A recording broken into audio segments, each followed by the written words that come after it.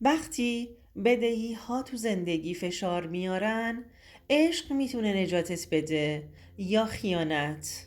سلام به همه عزیزان، خوش اومدین به کانال سایه های خیانت، جایی که هر هفته داستانهایی از خیانتهای تکان دهنده و لحظات تلخ زندگی رو با جزئیات براتون به اشتراک میذارم. اگر از داستانهای واقعی و پر از احساس خوشتون میاد، حتما این ویدیو رو تا آخر ببینید، چون هیچ چیزی مثل این نمیتونید پیدا کنید. قبل از اینکه شروع کنیم، فراموش نکنید که کانالم رو سابسکرایب کنید تا هیچ کدوم از محتواهای جذاب بعدی رو از دست ندید. پس دکمه سابسکرایب رو بزنید و با من همراه باشید. نسرین هستم. توی یه خانواده متوسط و ساده و معمولی بزرگ شدم. وقتی میگم ساده، یعنی زندگیمون پر از دغدغه های روزمره بود. زندگیم آروم بود، اما توش عشق و محبت جاری بود. پر از عشق مادرم که همیشه سعی میکرد جای خالی پدرم رو پر کنه. مادرم یه زن قوی و مهربون بود که بعد از مرگ پدرم تلاش کرد همه چیز رو سر پا نگه داره. وقتی پدرم رو تو دوران نوجوانی از دست دادم، دنیا برام سیاه شد، ولی مجبور بودم محکم باشم برای مادرم و برادرم. ما از حقوقی که از پدرم برای مادرم مونده بود زندگی رو میگذروندیم. زندگیمون ساده بود، اما حداقل آرامش داشتیم.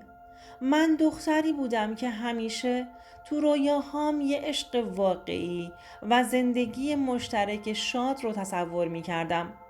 تو یکی از مهمونی های خانوادگی که برای نامزدی دختر خالم برگزار شد، سامان رو دیدم. قد بلند، با موهای مشکی و یه نگاه پر از اعتماد به نفس که انگار مستقیما قلبم رو نشونه گرفته بود. از همون اول چیزی که تو وجودش بود قلبم رو لرزوند. یه پسر ساده و مهربون با کلی رویا برای زندگی.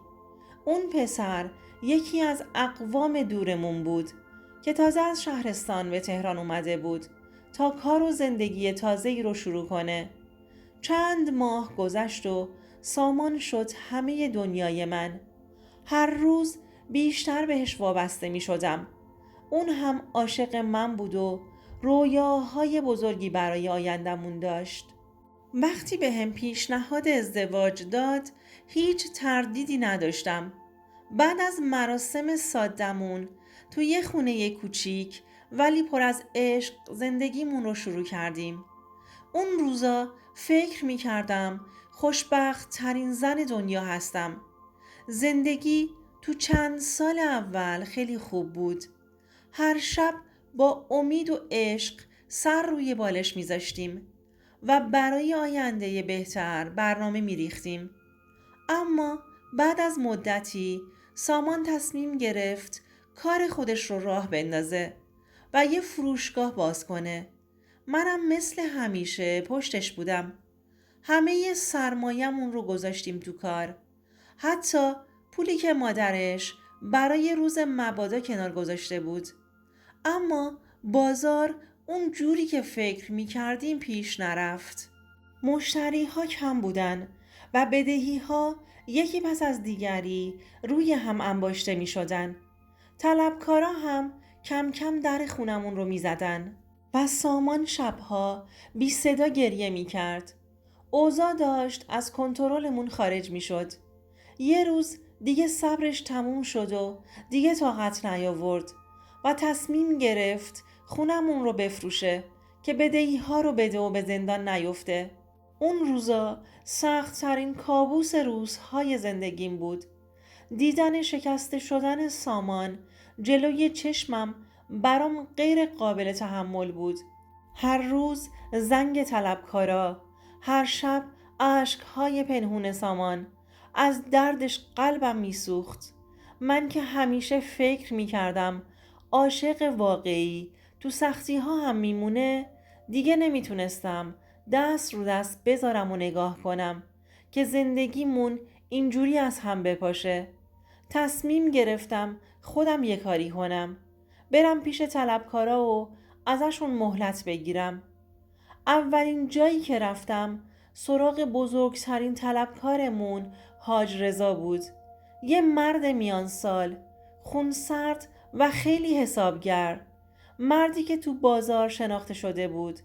تو دفترش نشستم و ازش خواستم مهلتی بهم بده تا بتونم بدهی ها رو صاف کنم. ولی اون خندید و گفت مهلت نمیدم، ولی یه راه دیگه ای هم هست. اون یه پیشنهاد دیگه ای داد، یه پیشنهادی که دنیا رو روی سرم خراب کرد. اون لحظه متوجه نشدم چی میگه. میگفت اگر وارد یه رابطه پنهونی باهاش بشم، نه تنها بدهی هامون رو میده، بلکه زندگیمون رو هم دوباره سر و سامون میده. چند شب خواب به چشمم نیومد. صدای گریه سامان تو خواب و شرمندگیش جلوی چشمم بود. آخرش خسته و ناامید و تسلیم شدم و پیشنهاد حاج رضا رو قبول کردم. هر چقدر خودم رو توجیه می کردم و به خودم می گفتم که این کار رو برای نجات زندگیمون انجام میدم، باز هم قلبم سنگین تر می شد و می دونستم که یه خط قرمز بزرگ رو رد کردم. حاج رضا بعد از یه مدت رابطه مخفیمون که جداگانه برام یه خونه مخفی هم گرفته بود، انگار بهم دل بسته بود.